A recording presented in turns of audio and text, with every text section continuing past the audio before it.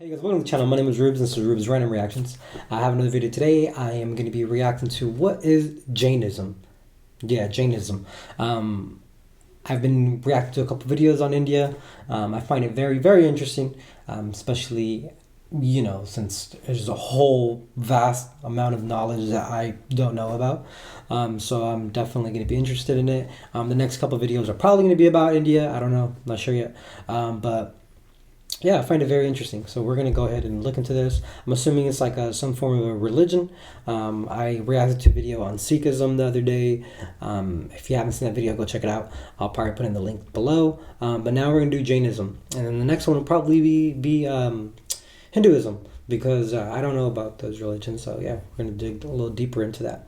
But let's go. Today's video is sponsored by NordVPN. More on that later. Jainism. Some call it the world's most peaceful religion. Its monks are famous worldwide for their strict adherence to non-violence, going as far as to sweep the floor as they walk in order to avoid stepping on life forms, covering their mouths as to not swallow or breathe hot air on living creatures, and following a strict vegetarian diet that not only bans all meat, fish and eggs, but also potatoes. So what is Jainism? Why is it considered the world's most peaceful religion?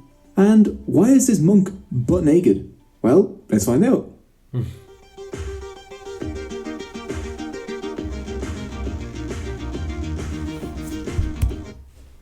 Yes, that is a swastika. We'll get to that eventually. Adopted in the 1970s, it represents the main beliefs of Jainism. I'm not going to explain what it means right now. Rather, we'll fill this symbol in as we go along. A Jain is someone who accepts the teachings of the Tirthankaras. Jainism comes from the word Jina.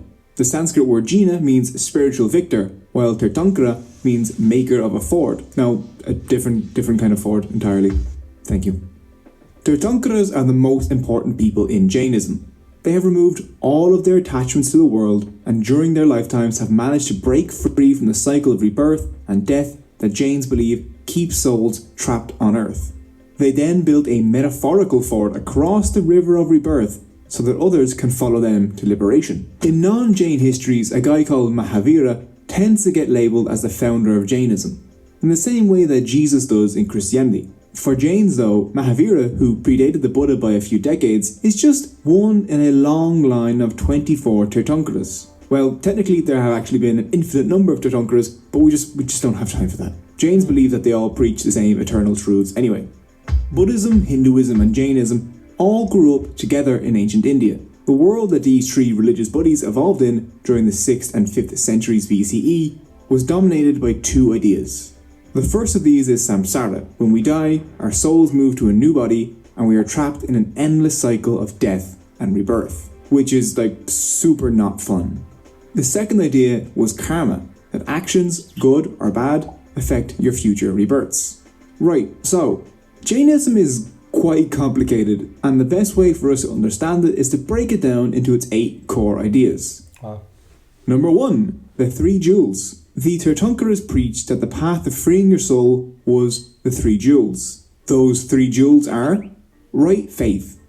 Right faith is accepting the 7 truths or tattvas of Jainism. Ooh, a list inside of another list. How exciting. Number 1 is jiva, that all living things have an immortal, perfect soul. Number 2 is ajiva, non-living things have no soul. Number 3 is ajrava, doing actions drags karma to your soul. 4 is bandha, which is karma can stick to your soul.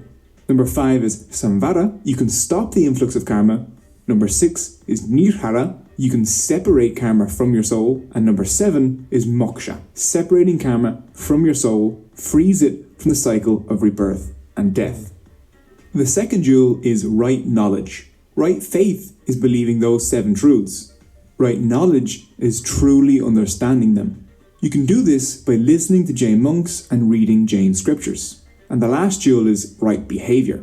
Right behaviour is using your faith and your knowledge to live a life that is good and does not harm others.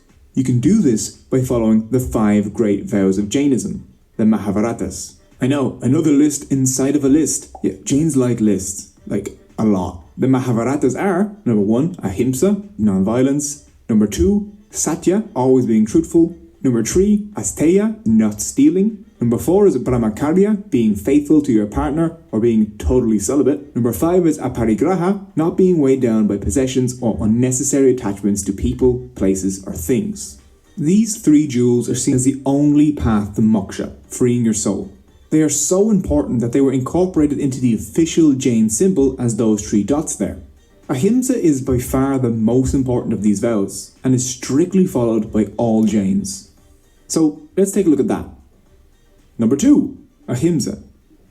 Some Jain temples have an inscription above their doors, usually in Sanskrit but sometimes in English, that reads, "Non-violence is the highest religion." Jains believe that if you want to achieve moksha, you need to stop harming other life forms.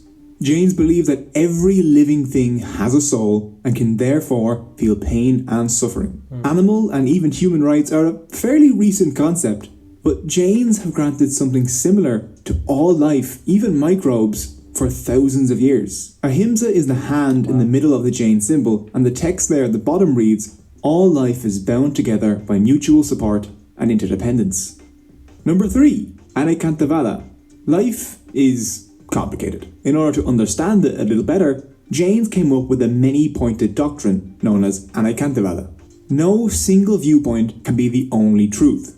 Instead, the full truth must be built out of a bunch of different viewpoints. There is a famous story in Jainism that helps get this point across. 5 blind men go to an elephant and each touch one part and attempt to describe what the creature looks like.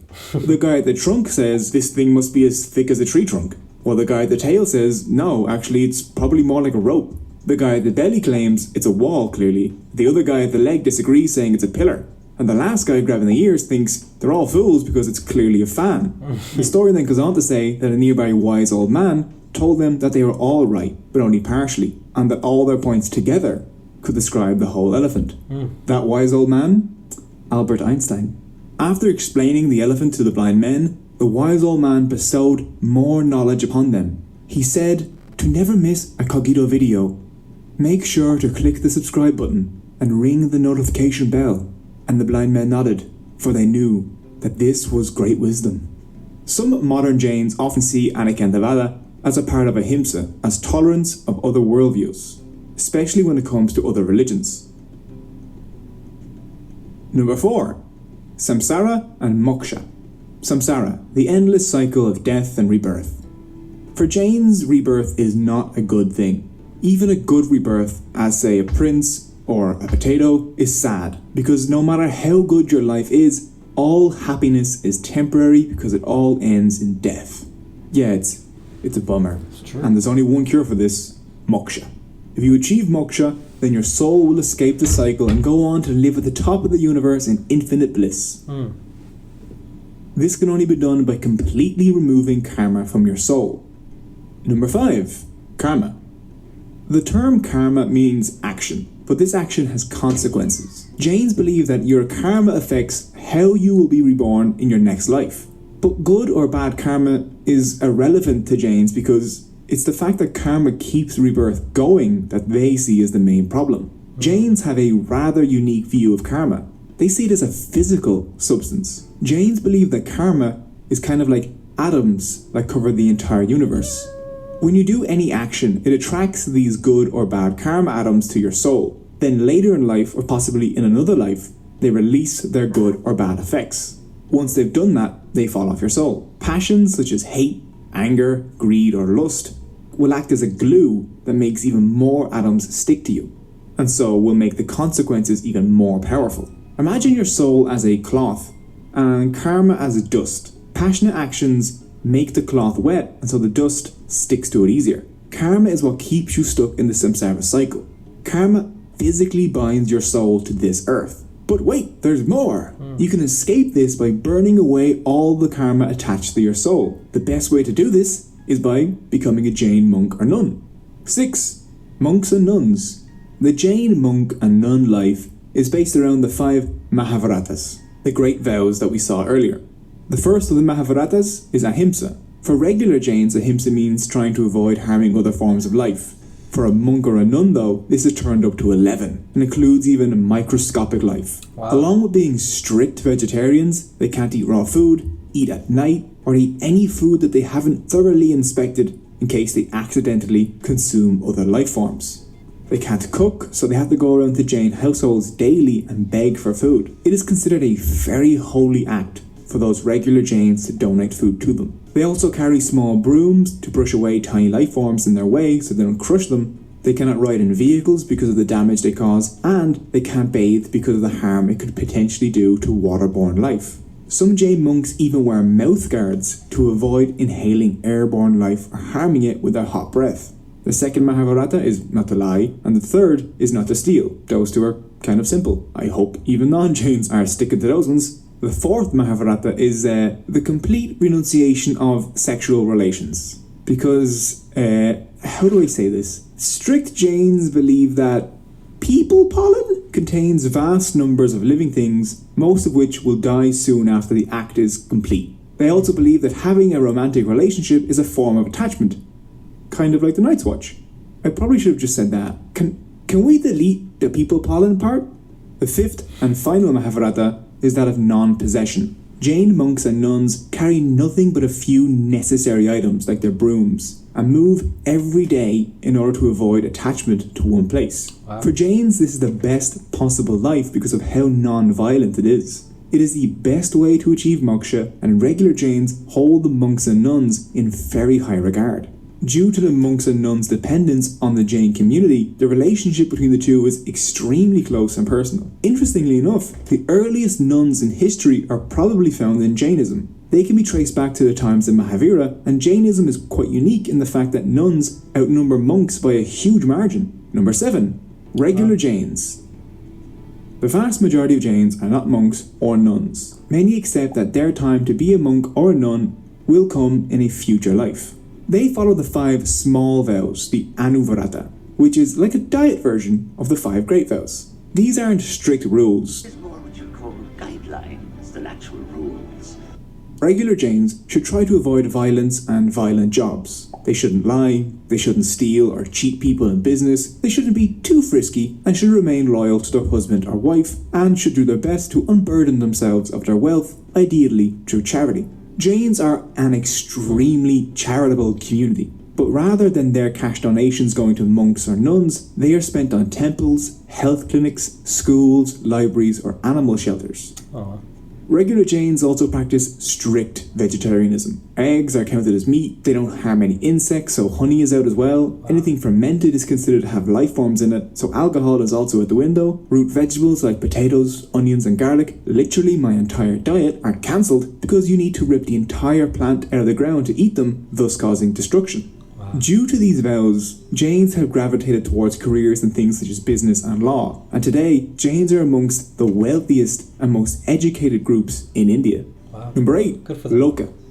The Jain universe, or Loka, is made up of 3 parts. The wide top part is the heavenly realm, the waist is the earth, the wide bottom part is hell. At the tippy top of the universe is the Siddha Loka, where the souls of those that have achieved moksha go and enjoy infinite bliss. That's where all the Tirthankaras are chilling. Oh, look at that, we've got more of our Jain symbol thingy filled in. Jain hell is very Dante's Inferno. There are 7 layers. The deeper you go, the worse it gets. You stay in hell until all of your bad karma is burned away and you get to be reborn on earth again. Now, hell in Jainism isn't really a punishment like it is in other religions. Rather, it's seen as a natural consequence of bad karma. The zone above the waist is the realm of the gods. This realm is like super fun. There's no suffering, everyone is happy, there's unlimited refills, probably a trampoline. The people that are reborn here are the ones with really good karma. But just like in hell, this isn't really a reward. You're reborn here due to the natural laws of karma. And even the gods eventually die, and karma still binds their souls in samsara.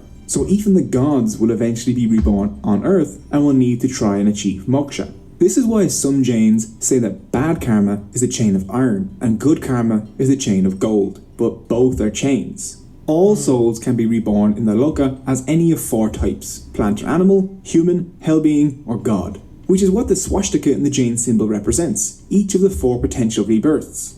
Would you look at that? Looks like we just filled in the whole symbol. The swastika also represents the cycle of death and rebirth. All Jain temples and holy books must contain the swastika. It is an ancient and beloved symbol in India for many different religions. The Nazis kind of made things a bit awkward in that regard. Every living thing, from a grape to a god, has the ability to be reborn as a human and achieve moksha. So, those are the 8 main concepts of Jainism, but it does leave us with some questions. You may be wondering, is there a Jain god? What do they pray to? What's the dealio, Mr. Video Man? Well, the Jain concept of God is very unique. They don't believe in a creator of the universe. Instead, they believe it has simply always been here. The liberated souls at the top of the Loka are beyond all wants and desires, so they see no reason to interfere on Earth. Jains worship them in order to be more like them, rather than to ask them to help out in life. Now, some Jains worship the gods in the upper heavenly realms, and since Jains are surrounded by Hindus, they tend to worship the same gods as them. But in the Jain worldview, those gods in heaven are imperfect and are still trapped in samsara just like them. What about the different religious sects? Does Jainism have those? Of course, just like every other religion. The 2 main sects are the Digambara and the Svetambaras. Now you may be thinking, ugh, to yourself right now, what boring theological reason could there be for this split? Is it an argument about how to make holy bread, or who should have been the main religious guy after another guy? Nope. This one's about naked dudes. The main theological divide between the Digambara and the Svetambaras is whether or not monks should wear clothes. The Digambaras, the sky-clad, claim that in order to be completely non-attached to the world, monks should also renounce clothing. This had the consequence of saying that women could not achieve moksha because they couldn't be naked in public, which was kind of just assumed. The Svetambaras, the white-clad, disagree and argue that a person can be unattached to clothes mentally but still wear them, so women can achieve moksha just like men. There are a few more differences between them, such as which Jain scriptures they accept, but the main one is the clothing. Jains have been highly influential in India for thousands of years, shaping its vegetarian-friendly diet and lending the concept of ahimsa to Gandhi's independence movement. As knowledge of the Jains becomes more common outside of India, it confronts many people with difficult concepts. People tend to assume that the world exists for human consumption, to fulfill human desires. But for Jains, the world is something to give up, where humans are not dominant over other life forms, but part of an intricate web where animals and plants are more than just things to consume. In the last century, Jainism has found itself in a strange position. Their ancient philosophy has garnered the eye of the modern world as the ideas of non-violence, strict vegetarianism, and what could be called an environmentalist outlook are strikingly relevant in a world coming to terms with the fact that it may be consuming itself. Wow. Karma particles track you in real life and have severe consequences. So, don't let anyone track you on. Yeah, that's wild. It has a lot of similarities to Sikhism, where, you know, the reincarnation and the being reincarnated over and over again isn't necessarily a good thing because you're kind of bound to this earth. So that's kind of, you know, similarities on that sense. But yeah, really interesting, man. I probably didn't speak a lot, but I was actually listening and trying to absorb some of this information because I don't know much about them. So I'm definitely trying to learn more about it. And when I tend to learn something, I try to envelop myself in that new genre until I actually pick some things up. So yeah, thank you guys for watching, and any support, like I always say, is greatly appreciated. Don't forget to like, comment, subscribe, yada yada yada. Thank you guys very much. Have a good one.